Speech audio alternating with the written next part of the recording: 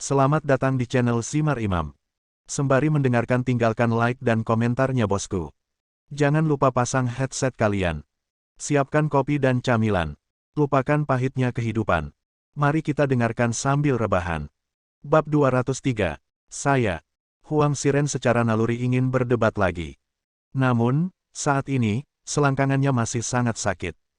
Sekarang dihancurkan oleh lawan lagi, dia adalah orang yang cerdas, dan dia tahu betul di dalam hatinya bahwa jika dia membuat tindakan balasan yang kuat di sisinya, dia mungkin akan dibunuh oleh lawan di tempat. Lagi pula, ada Meng Kui yang duduk sebagai penanggung jawab. Terus terang, apa yang terjadi hari ini dipimpin olehnya di belakang layar. Sepertinya tidak ada cara yang lebih baik baginya selain berlutut dan menyerah. Aku berkata, ya, maaf, aku menyinggungmu. Huang Xiren merasa tidak nyaman, tetapi masalahnya sudah sampai pada titik ini, dia hanya bisa memilih untuk menundukkan kepalanya. Kamu tidak bisa memberitahuku. Selanjutnya, istriku, ayah mertuaku, dan ibu mertuaku yang harus melakukannya. Aku hanya akan memperingatkanmu sekali, dengan tulus dan tulus meminta maaf, dan melakukan apa yang mereka katakan, tetapi jika aku menemukan sesuatu yang rumit, jangan salahkan aku karena bersikap kasar. Memahami. Ye Tianzong mengatakan sesuatu dengan acuh tak acuh. Dan Huang Xiren juga sangat ketakutan, menganggukkan kepalanya satu demi satu seperti menghancurkan bawang putih. Dia tidak punya pikiran lain sekarang, dia hanya ingin menyelamatkan hidupnya dan hidup damai, itu sudah cukup. Adapun yang disebut balas dendam, saya khawatir akan memakan waktu lama untuk kembali ke karabin di masa depan. Lagi pula, berurusan dengan Ye Tianzong sudah sangat sulit, jika Meng Kui ditambahkan, itu akan menjadi proses yang panjang dan sulit. Bu, Huang Xiren ingin meminta maaf padamu. Ayah, cepat panggil ibu dan Yuro, cepat, ini kesempatan langka. Ayo makan dan minum yang cukup malam ini, dan pada saat yang sama balas dendam, dan selesaikan persiapan untuk restoran hotpot, hanya langkah terakhir. Ayo. Dengan keyakinan Ye Tianzong. Terlebih lagi, setelah dia menendang Huang Xiren barusan, macan kertas itu, bukannya memantul, malah merendahkan diri, yang membuat Ren Dongguo benar-benar melepaskan jejak kekhawatiran terakhir di hatinya. Dia buru-buru mendesak mereka berdua untuk datang. Terutama Ren Yurou, tapi Chunkin ini mungkin telah diintimidasi oleh orang lain selama bertahun-tahun, terutama caibol besar semacam ini. Tapi sekarang dia akhirnya memiliki kesempatan yang begitu besar, dia tidak mau melewatkannya. Pada saat itu, hati saya kewalahan, dan saya bergumam, jangan terlalu khawatir tentang dia, pukul dia dulu. Bajingan ini, ketika saya baru saja menghormatinya, saya sudah cukup, dan dia tidak memberi saya muka. Ketua Dewan, Meng Kui, ada di sini, dan keluarga Huangnya telah diakuisisi oleh grup Zongheng, dan Huang Xiren telah disingkirkan dari semua kekuasaan, jadi mengapa kita takut padanya? Putri, ayo pergi dan bersihkan dia. Setelah selesai berbicara, Zhang Chunkin mau tidak mau bergegas ke sana, menyeret Ren Yurou. Pada saat ini, kepala Ren Yurou masih berdengung. Dia awalnya ingin melawan, tetapi berpikir bahwa dia telah melakukan begitu banyak, dia ingin ibunya hidup bahagia. Kamu bajingan, kamu masih ingin memukul putriku sekarang. Ibuku akan membunuhmu. Zhang Chunkin sudah siap, menyeret nampan, dan memukul kepala Huang Xiren dengan keras. Apakah kamu masih ingin makan di kamar pribadi? Kamu ingin memiliki niat buruk. Aku tidak akan membiarkanmu pergi. Ren Dongguo mengikuti. Dan wajah Ren Yurou memalukan, meskipun dia tidak melakukannya secara langsung seperti orang tuanya, dia mengkritik dan mengutuknya secara verbal. Menghadapi pemukulan dan hinaan dari keluarga ini, Huang Xiren menerima semuanya sesuai perintah. Meskipun ada banyak keluhan di hatinya, untuk menyelamatkan hidupnya, dia akhirnya mentolerir semuanya. Saya harus terus meminta maaf dan mengatakan bahwa saya salah. Situasi ini berlangsung sekitar 10 menit. Pada akhirnya, dia tidak berhenti sampai Huang Xiren pingsan seperti anjing mati dengan hidung memar dan wajah bengkak. Oke, jika kamu memukul dan memarahi, maka aku tidak akan bisa tinggal di sini untuk waktu yang lama. Semuanya, aku pergi dulu. Melihat masalah telah diselesaikan dengan baik, Meng Kui mengucapkan selamat tinggal dan pergi dari restoran. Huang Xiren, sebaliknya, telah memberitahu Nona Tang untuk mengirim seseorang untuk menyeretnya keluar, meninggalkan tempat itu untuk mengurus dirinya sendiri. Ayah, ibu, istri, kamu pulang dulu. Aku datang ke sini untuk makan malam hari ini, dan pemilik restoran telah banyak membantu. Aku juga bisa dianggap sebagai bantuan, jadi. Baiklah, baiklah, dasar bodoh, tetaplah di sini, bagaimanapun, sama saja jika kamu pulang atau tidak. Zhang Chunkin menghela nafas lega hari ini, merasa jauh lebih nyaman, dia menarik Ren Yurou, dan sekitar untuk turun gedung. Di sisi lain, Ren Yurou lebih khawatir tentang Ye Tianzong, dan bertanya dengan malu-malu, Tianzong, terima kasih ini harus dilakukan. Tapi jangan khawatir tentang itu sebentar, kalau tidak, kenapa kamu tidak pulang dulu? Ia menantu, bos mungkin tidak akan ada di sini malam ini. Saya pikir akan lebih baik bagi kita untuk datang di lain hari. Ren Dongguo sebenarnya tidak tahu banyak tentang apa yang terjadi malam ini. Pulang, saya harus bertanya lagi. Omong-omong, itu benar. Saya ingin mencari tahu berapa banyak yang masih dia miliki, bisakah Anda mengingatkan saya sedikit? Tidak perlu, saya sudah meminta Nona Tang untuk menghubungi saya sekarang, bos akan segera datang, saya akan mengobrol dengannya. Lagi pula, tempat ini bergerak dalam bisnis catering, dan restoran hotpot catering istri saya akan buka segera. Tidak peduli bagaimana Anda mengatakannya, itu dapat dianggap sebagai kolega, saya dapat berbagi sedikit pengalaman sampai batas tertentu, jadi Anda kembali dulu, dan saya akan pulang sebentar. Berbicara dengan bos tentang berbagai hal itu palsu. Faktanya, Ye Tianzong tidak tertarik untuk bertemu dengan bosnya, apalagi nama belakangnya. Alasan utamanya adalah dia ingin menyelesaikan masalah dengan Zhao Chenggong, putra pengurus rumah tangga. Dia memiliki pikiran yang berbahaya dan tidak sopan, terutama untuk Song Lingling yang telah melakukan hal semacam itu yang lebih buruk dari seekor anjing. Awalnya, saya berencana untuk menyelesaikan akun dengannya, tetapi sekarang saya bertemu dengannya hari ini, secara alami tidak mungkin untuk melepaskannya. Pada awalnya, rencana Ye Tianzong adalah menghubungi Nona Gu setelah dia menyelesaikan urusan masa depan istrinya malam ini. Lagi pula, jika terjadi kesalahan, pasti ada setan, dikatakan dengan baik pada saat itu, dan masuk akal bahwa dana 100 juta harus segera tersedia. Akibatnya, tiba-tiba ada masalah sampingan, dana tidak ada, dan mereka diminta untuk pergi ke perusahaan leasing terlebih dahulu. Tanpa dana, mereka harus menggadaikan salon kecantikan untuk melunasi hutangnya, yaitu jelas tidak ilmiah. Tidak mungkin bertindak gegabah tanpa penyelidikan. Tetapi, karena kemunculan tiba-tiba Zhao Chenggong, mari kita istirahat sejenak.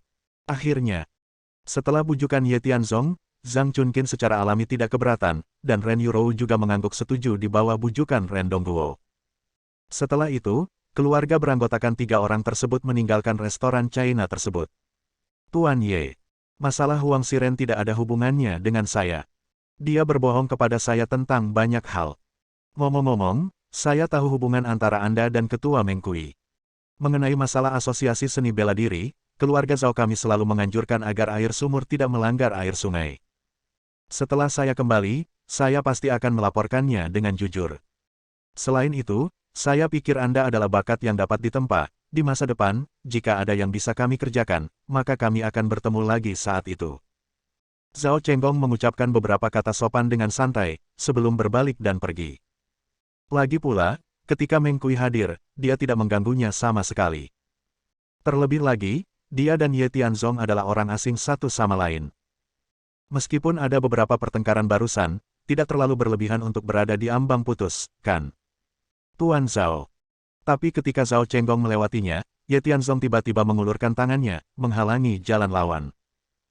Pada saat ini, hanya ada mereka berdua yang tersisa di koridor panjang ini. Alasan mengapa Ye Tianzong tetap tinggal adalah untuk menghadapinya dan ingin pergi. Tidak ada pintu. Faktanya, dibandingkan dengan situasi Huang Xiren, dia tidak jauh lebih baik. Tentu saja.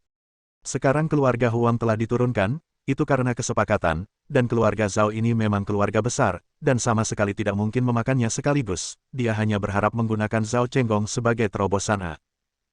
Berbicara tentang masalah ini, dia harus pergi ke Lin Changhui untuk membahas situasi bisnis grup Zongheng saat ini. Dia menurunkan 3 chaebol satu demi satu, bukan hanya untuk bersenang-senang, mereka harus mengintegrasikan industri mereka. Jika tidak, bagaimana bersaing dengan chaebol guild pada waktu itu? Sampai sekarang, dia tidak tahu 3 chaebol wilayahnya. Kerugian yang dibawa Ye Zongtian. Jika tidak menyakitkan, maka saya harus meningkatkan langkah saya. Apakah menurut Anda saya meminta Ketua Meng Kui untuk pergi, dan kemudian membawa keluarga saya pergi, meninggalkan Anda sendirian, karena saya ingin mendengarkan kata-kata sopan Anda sekarang? Beberapa kata, Anda berkata sendiri, saya tidak ingin mengulanginya, Anda harus sangat jelas tentang apa yang telah Anda lakukan sendiri, saya telah mengingatkan Anda sebelumnya. Jika Anda mengambil inisiatif untuk mengakui kesalahan Anda sekarang, atau bahkan menemukan kesempatan untuk menebusnya, saya mungkin tidak akan membunuh Anda, setidaknya Anda akan melakukannya. Jadilah lebih baik dari Huang Xiren, jadilah lebih baik, jika tidak, nasibmu mungkin lebih buruk darinya, mengerti? Zhao Chenggong tertegun. Apa yang Anda takutkan? Nyatanya, perbuatan jahat Zhao Chenggong jelas tidak jauh lebih baik dari perbuatan jahat Huang Xiren. Namun, Ye Tianzong menarik dirinya sendiri, dan dia tidak mengerti apa yang dia maksud. Namun, dilihat dari metodenya barusan, dia mungkin juga membersihkan dirinya sendiri. Tentu saja, dia belum datang, dan dia tidak melawan apapun, jadi dia dengan patuh menangkapnya. Dia bukan Huang Xiren, jadi dia menarik napas dalam-dalam, menjilat wajahnya dan berkata sambil tersenyum, "Hei, Tuan Ye sangat pandai bercanda, saya bahkan tidak mengerti apa yang Anda bicarakan. Jika itu hanya lelucon, saya tidak akan menganggapnya serius, tapi saya khawatir tidak masuk akal untuk bersikeras mengomel pada saya. Sepertinya Anda terlibat dalam insiden hari ini, tapi saya harus memperingatkan Anda, keluarga Zhao saya tidak semudah diintimidasi seperti keluarga Huang, mengerti?" Pada saat yang sama, setelah dia mengedipkan mata kepada klien yang berdiri di samping dan datang untuk membicarakan sesuatu, keduanya tidak berbasa-basi, tetapi mereka ingin turun dengan paksa. Ledakan. Namun, Ye Tianzong segera menarik klien yang berdiri di sebelah Zhao Chenggong. "Keluarkan dokumen di tanganmu." Bab 204. Mendengar kata-kata Ye Tianzong, yang kaget bukan kliennya, tapi Zhao Chenggong. Bagaimana orang bodoh ini bisa memperhatikan pelanggan ini tanpa alasan?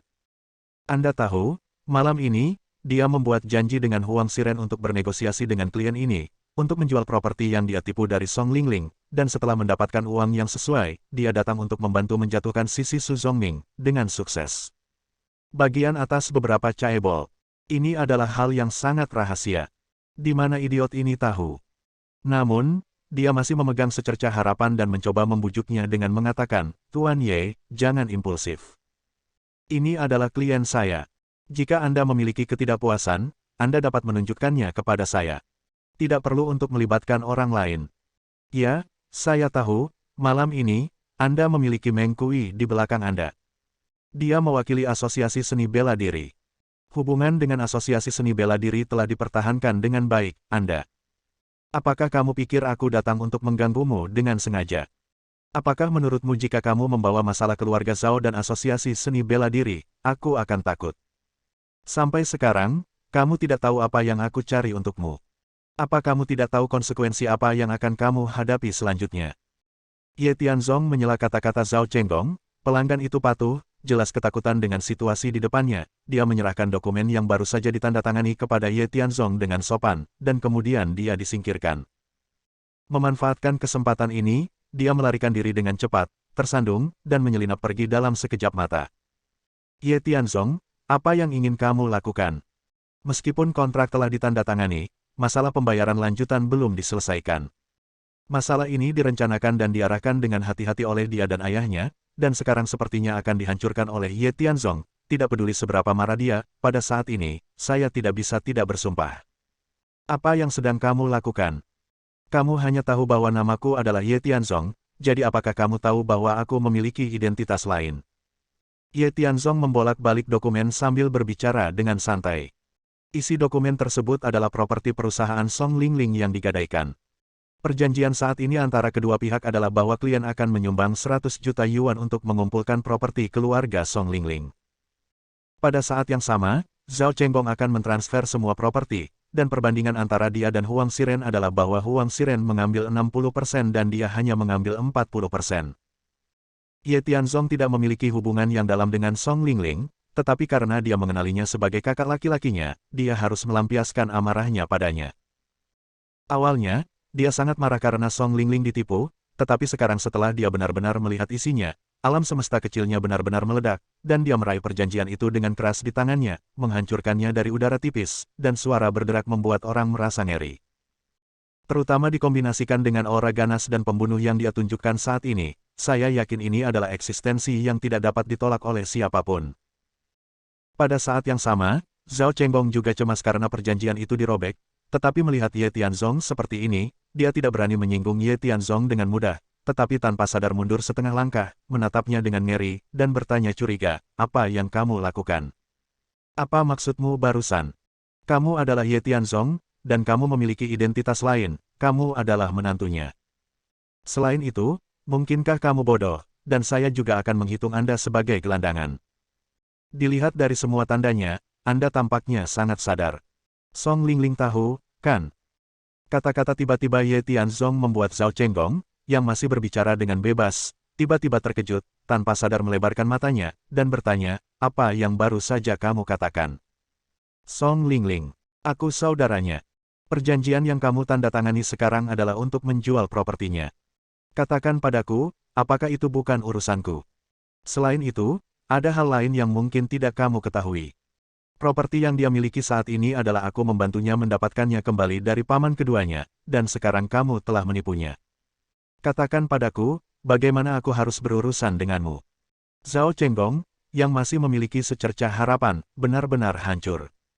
Pada saat yang sama, kakinya tidak bisa menahan gemetar, karena dia telah melihat kekuatan dan kelemahan lawan sebelumnya, dan jika dia ingin bertarung sendirian, dia pasti bukan lawannya. Dengan perilaku bodoh ini, saya khawatir dia akan bunuh diri. Tidak peduli apa, selama dia bisa melarikan diri malam ini, tidak apa-apa untuk membalas dendam di lain hari. Jadi, dia tanpa sadar mengeluarkan pedang dan belati dari saku celananya dan meletakkannya di pinggangnya. Jika Ye Tian berani mendekat, dia akan berjuang mati-matian. Tidak ada seorang pun di sini, dan dia juga percaya bahwa tidak ada yang akan naik ke lantai 2. Saat ini, setiap hari tidak boleh dilakukan, dan tanahnya tidak berfungsi. Untuk rencana saat ini, dia hanya bisa menyelamatkan dirinya sendiri. "Kamu, jangan datang ke sini. Masalah ini ceritanya panjang, dan aku juga punya banyak kesulitan yang tak terhindarkan. Kamu sebaiknya mendengarkan penjelasanku, jika tidak, aku tidak akan seperti Huang Xiren, dengan patuh menangkapnya tanpa perlawanan." Memegang belati, Zhao Chenggong berkeringat deras saat ini, tampak ketakutan. Tapi Ye Tianzong menikmati perasaan ini, semakin takut pihak lain, semakin senang dia rasakan. Dalam keadaan normal, menurutnya, akan melegakan bagi mereka untuk mati dengan mudah di hadapan orang-orang keji. Apa yang membuatmu gugup? Lagi pula, ini adalah masyarakat yang diatur oleh hukum. Mungkinkah aku masih bisa membunuhmu? Meskipun itu adalah tugas yang mudah, saya memiliki 2 persyaratan untuk Anda. Selama Anda dapat memenuhinya, saya dapat melepaskan Anda.